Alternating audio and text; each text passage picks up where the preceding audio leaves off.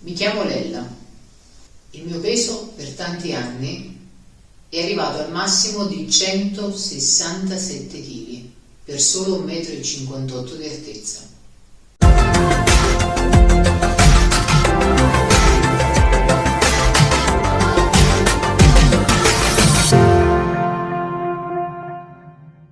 Oggi parliamo dell'argomento preferito da tutti, le diete. È l'argomento preferito da tutti. Perché?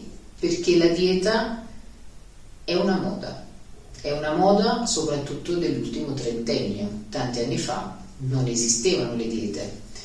Anche se dieta significa stile di vita, oggi chiunque quando pensa a una dieta pensa a un certo numero di calorie e a ciò che poi ne deriva, ossia una privazione alimentare.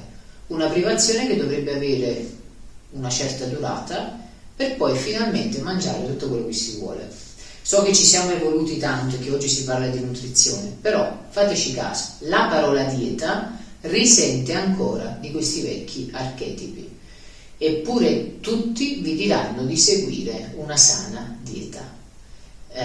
Infatti ero molto dubbiosa riguardo all'apertura di questo canale, perché in effetti io non vorrei essere, con la mia testimonianza e con la mia vita, l'esempio dell'ennesima persona che è riuscita finalmente a fare la dieta e che adesso lo sbaglia alle 4:20. Non è così, e come saprete e come potete immaginare è molto più complesso. Ma non si può, in un canale che si chiama Dimagrire e mantenersi sani, non fare riferimento alle diete e al perché sono destinate tutte a fallire. Il fatto stesso di dare una durata a qualcosa la rende fallimentare, perché ci stiamo dando un arco di tempo spesso non ragionevole in cui noi dobbiamo uscire per forza di cose vincenti. Che cosa si vince non si sa.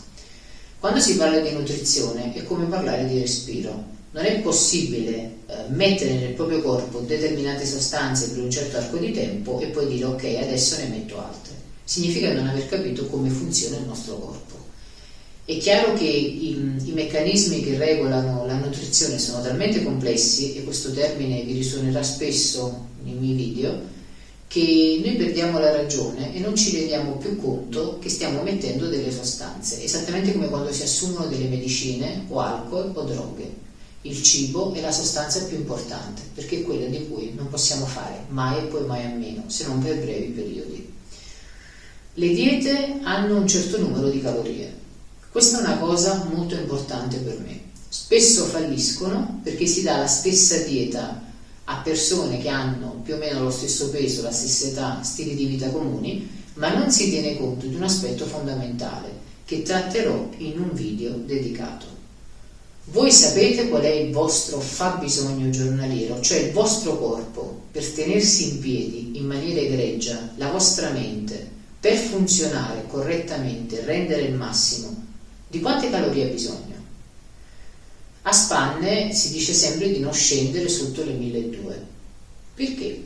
Chi lo ha stabilito? Che cosa dice veramente la scienza? È possibile con un apporto calorico di 1200 calorie avere nello stesso momento tutti i nutrienti che ci servono per non andare incontro a gravi carenze? Ecco perché il mio canale si chiama Dimagrire e mantenersi sani. Perché spesso cercare di dimagrire non con tutto il cuore ma a tutti i costi porta al passaggio da una malattia all'altra o da una dipendenza alimentare all'altra, come potrebbe essere la rinuncia e l'assenza di nutrienti e di cibo.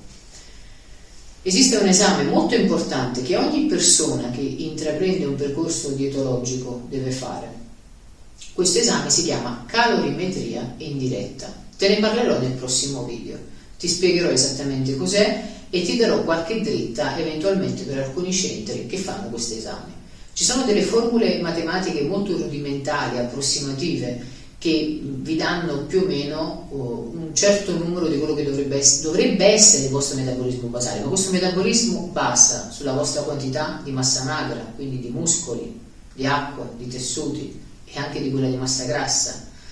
Varia sul vostro stile di vita, sul fatto che fate attività fisica o meno, quante ore dormite, come dormite, eccetera. Quindi sono formule assolutamente imprecise, che a volte si allontanano di molto. Resterete sorpresi, se siete persone affette da obesità, di sapere che probabilmente, a discapito di quanto voi pensiate, avete un metabolismo basale molto alto e quindi potreste riuscire a dimagrire non avendo eccessive rinunce. La dieta, si dice, è uno stile di vita, per cui si dovrebbe fare per sempre. E gli sgarri come si gestiscono? Esistono? E nel caso di una grossa obesità come la mia, quale dieta? Quali sono quelle che ho fatto io? Qual è stato il mio percorso? Questi sono tutti oggetto di discussione nei prossimi video. Voi chiaramente nei commenti mi potete chiedere tutto quello che volete. Capite che raccontare 40 anni di diete e di varie attività che io ho fatto per perdere peso non può essere fatto in un commento.